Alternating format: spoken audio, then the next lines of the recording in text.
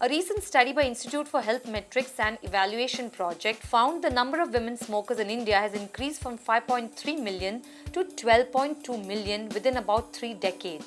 Smoking anyway is bad for whether it's a male or a female, but if it affects the female very badly because maybe the organs are more delicate and then there's more risk to some sorts of cancers like cervical cancer. Females also feel more, in terms of the misplaced perception of independence and self respect.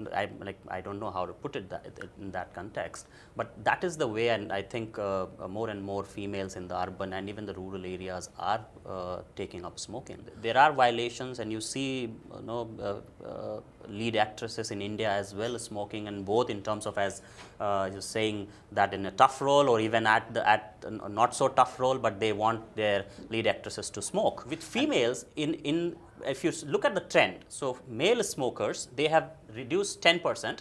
Female smokers are at that stage. 40% of the cancers which are diagnosed are because of tobacco use. And infertility as well.